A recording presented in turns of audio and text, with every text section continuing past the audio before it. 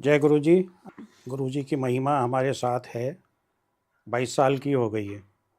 आप समझेंगे मजाक कर रहा हूँ मैं। गुरु जी की महिमा का सुनिए। महिमा हमारी डॉटर है।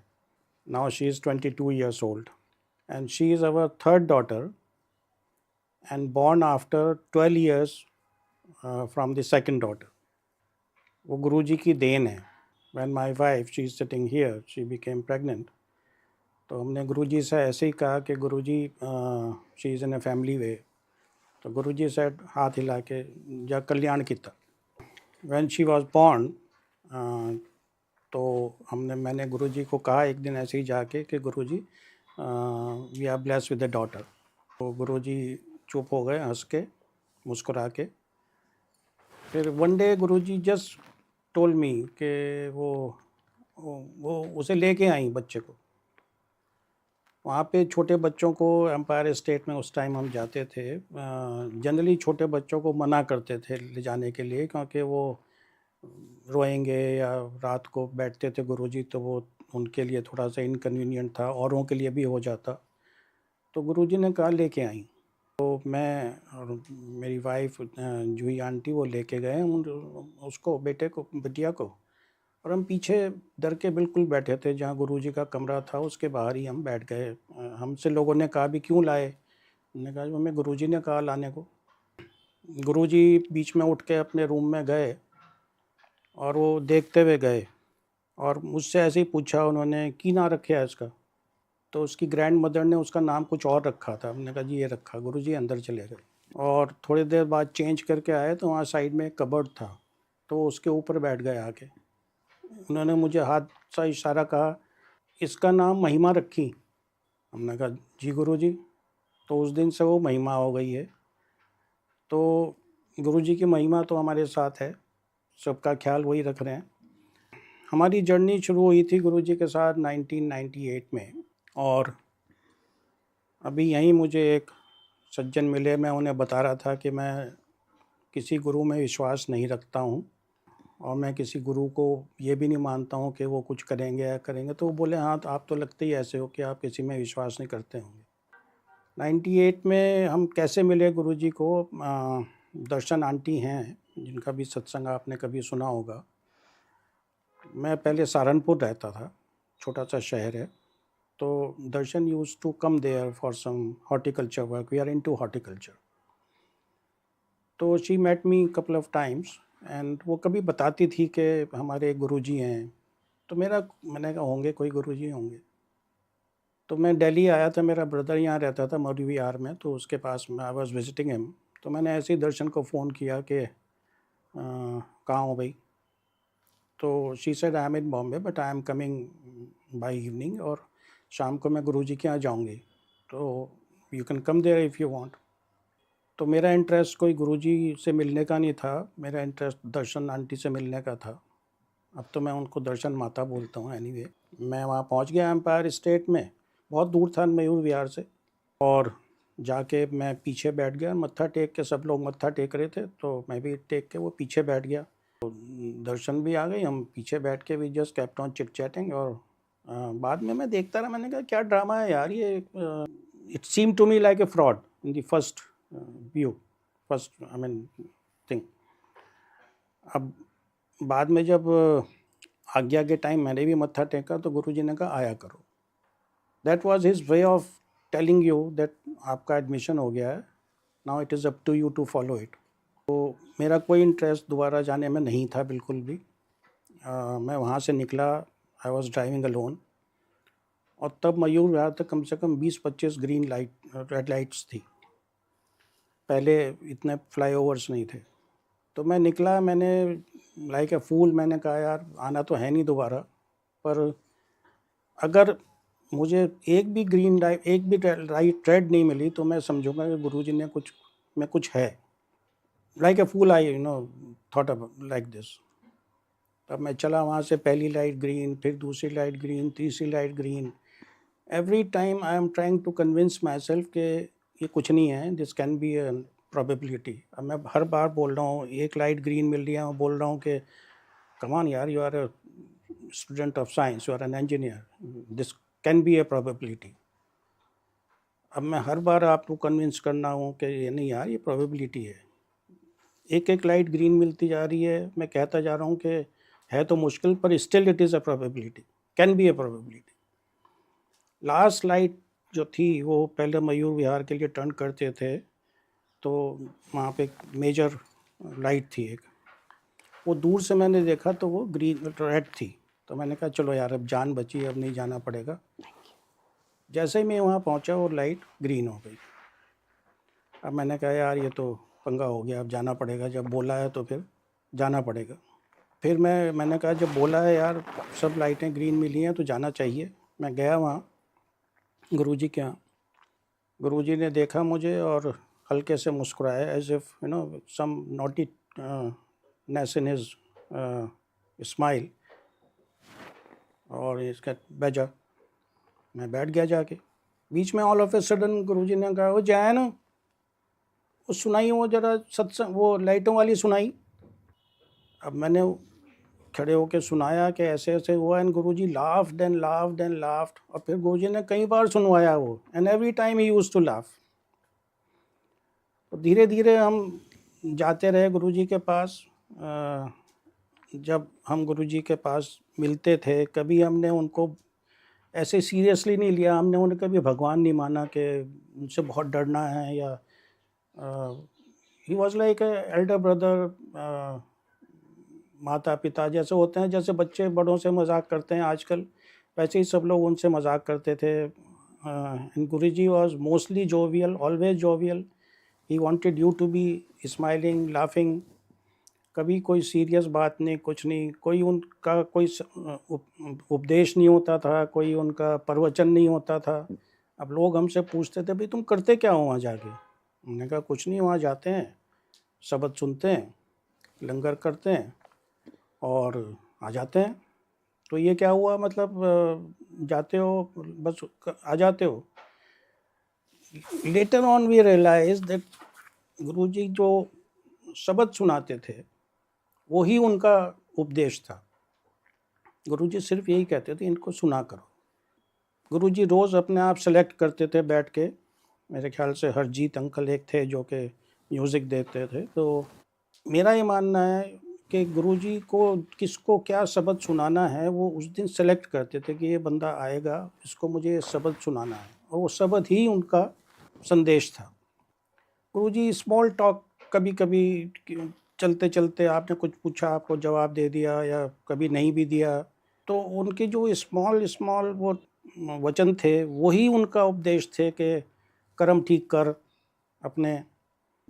उनका मेन जो हमने उनसे सीखा वो यही सीखा कि आप अपने कर्म ठीक करिए, बाकी सब काम छोड़ दीजिए, उनके ऊपर छोड़ दीजिए। किंतु परंतु वो बोलते थे जोड़ों के साथ बाहर छोड़ के आओ।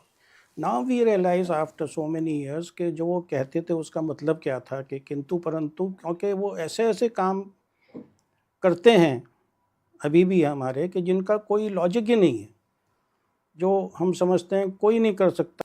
एक बार गुरुजी के पास कोई कार्ड दे जाते थे शादी के या किसी फंक्शन के, तो गुरुजी उसको डिस्ट्रीब्यूट कर देते थे संगत में, 15-20 लोगों को वो कार्ड दे दिया, शादी का हो या कुछ हो। वो हमारे लिए आज्ञा थी कि भाई गुरुजी ने कहा तो जाना है। अब शादी है, मान लीजिए बहुत दूर भी है, जाना तो है।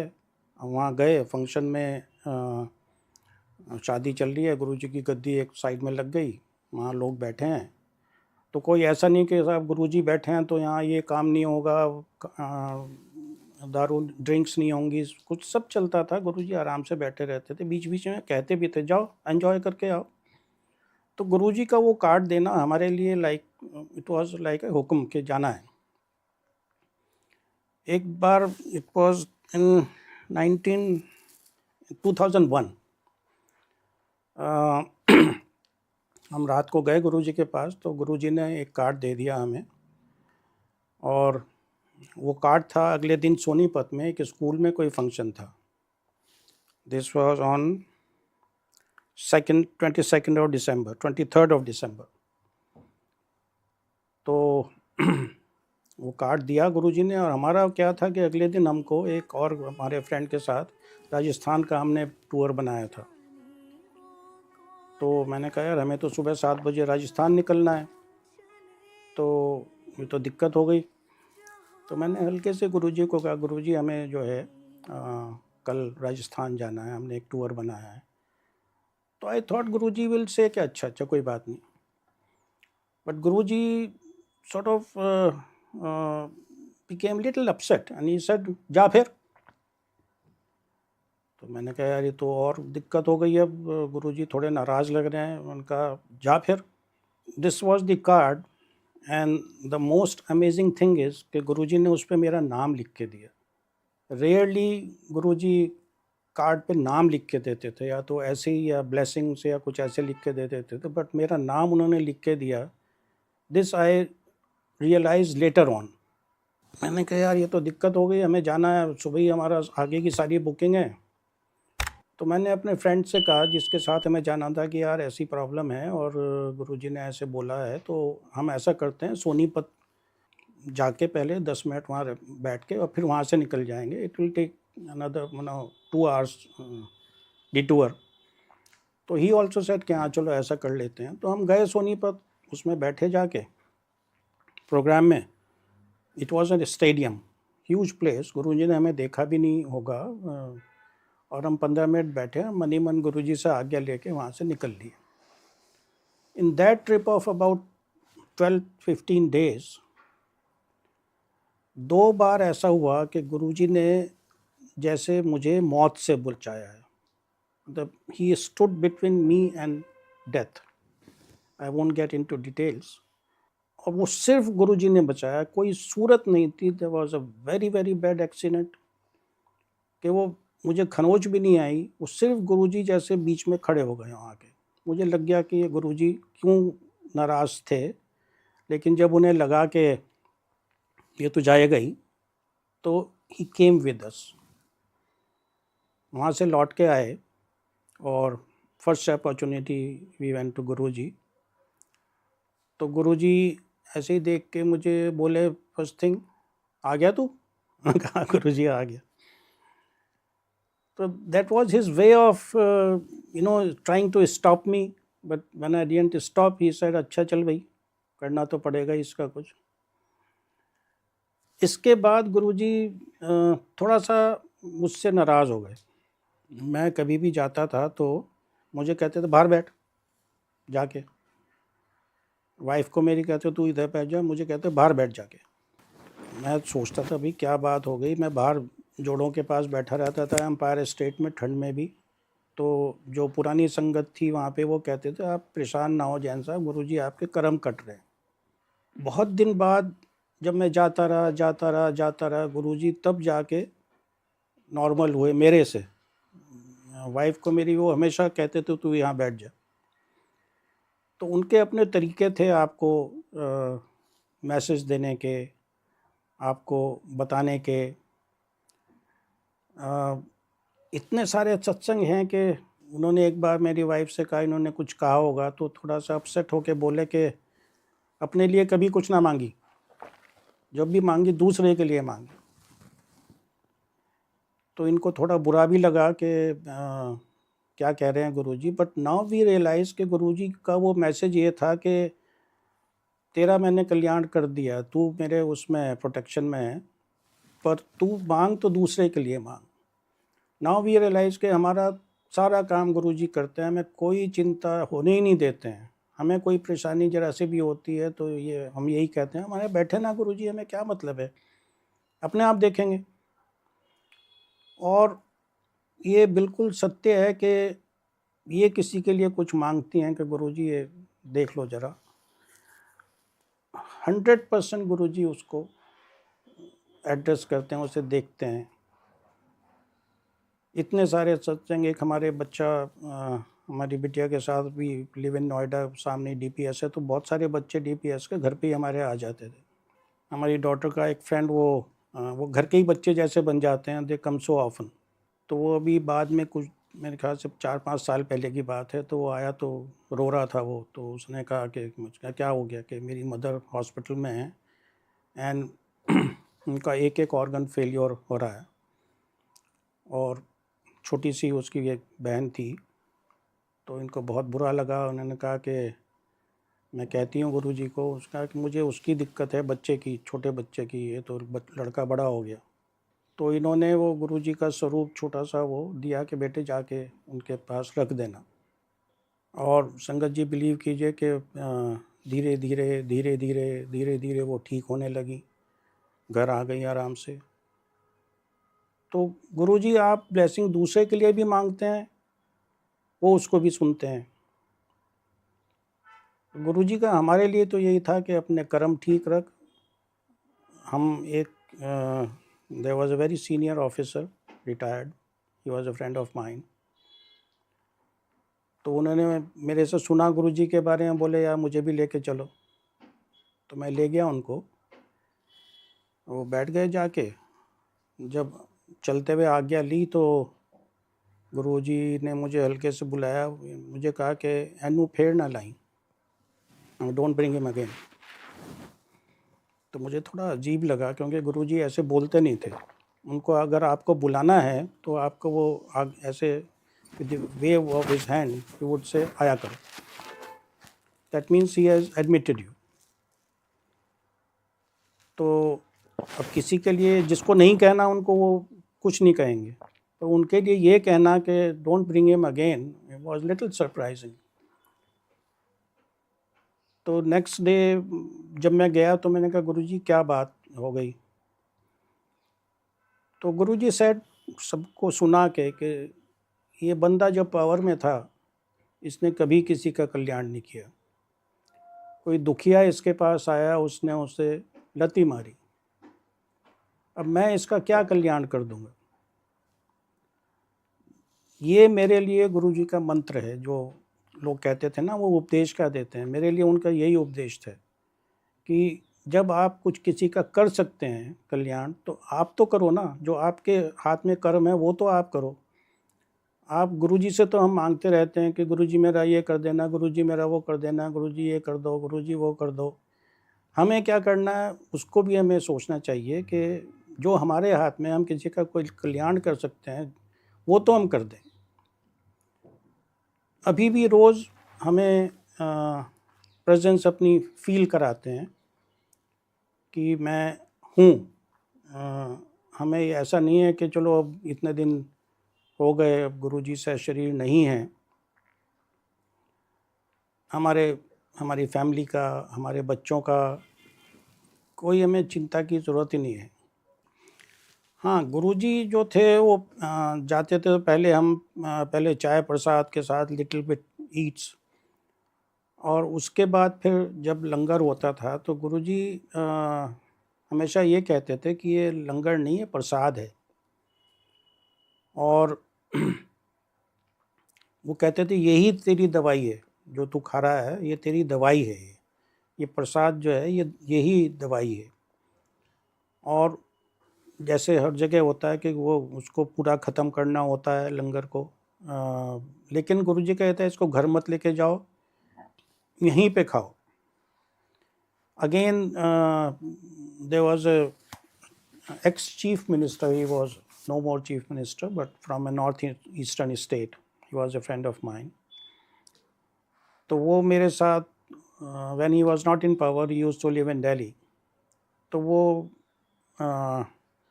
वो मेरे से सुनते होंगे कि मैं गुरुजी के यहाँ जा रहा हूँ, या तो मुझसे बोले मुझे भी बाबा के यहाँ लेके चलना एक दिन।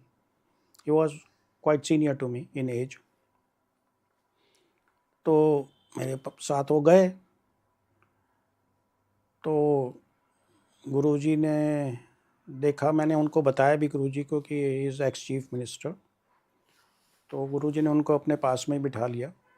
गुरुजी ने उनको पहले चाय प्रसाद आया, वो भी मीठा था, तो ये सर गुरुजी मैं तो डायबिटिक हूँ, ये कोई नहीं पी जा, ये दवाई है।